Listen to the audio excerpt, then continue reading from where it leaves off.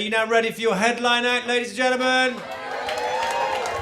You guys are in for an absolute treat. She's a club favourite. Go wild, go crazy. Welcome to stage, Monique Marvez. Come on!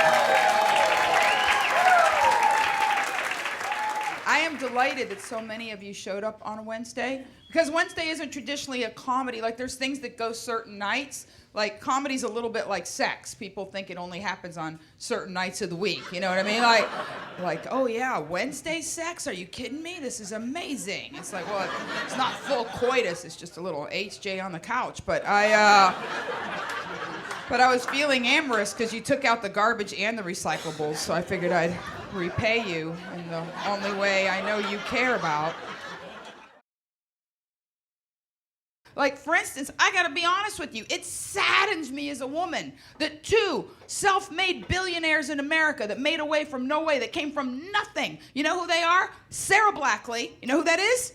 The inventor of Spanx, all right? That bitch cut the feet off her pantyhose and became a billionaire because women's desire to be all smooth and airbrushed and pornified is so intense that they will give up breathing, okay?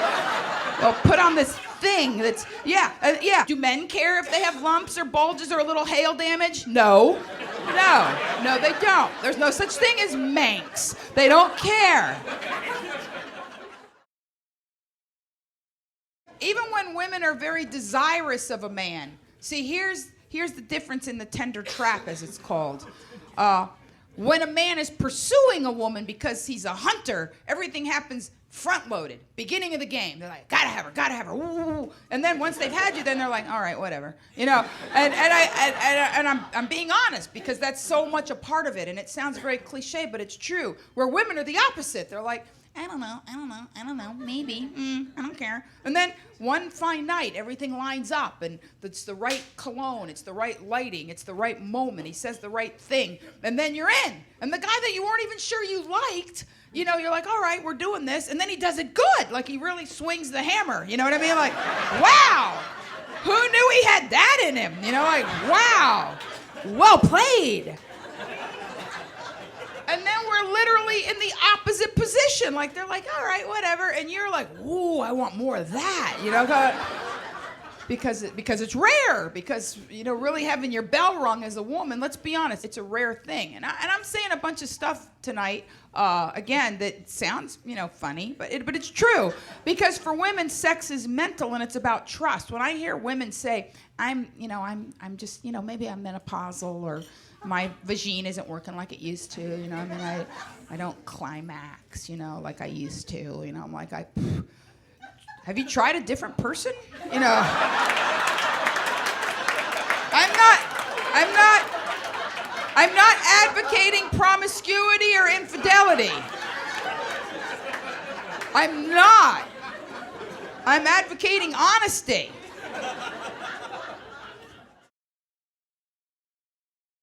What's your name, sir? Greg. Greg, did you fight in a war or something in another country? Like, you look like you've seen some stuff. You know what I mean? It could just be a bad marriage. You know what I mean? But it'd have to be bad, Greg. It'd have to be bad. You know, I like everything about you, Greg. I do. The plaid short sleeve shirt, everything about you is like you're that kind of American male that's quickly vanishing. You're like an endangered species, Greg. You're a real man in man pants. You know what I mean? You're with your jeans and your fly and your button and your watch and your baseball cap and your Old Spice. You know what I mean? And you probably still put talcum powder on your nuts in the summer.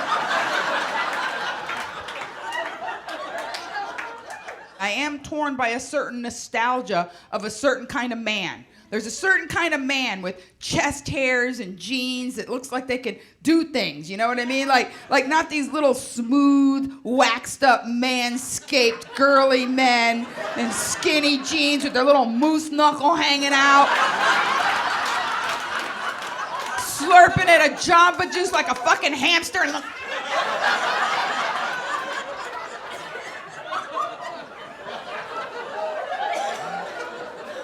With their wireless headbutt, you know, those earbuds. They look like, I call those douchebag earrings. That's what I call it. Really? You're so important, you can't take them out and put them in your pocket. You gotta just leave them dangling, like who's gonna, and then somebody calls them while they're talking to you and they give you the finger like, wait, there's a call coming in. Like who? Who? Obama? Who's calling you? Who's calling you? I'm standing in front of you. Be a human.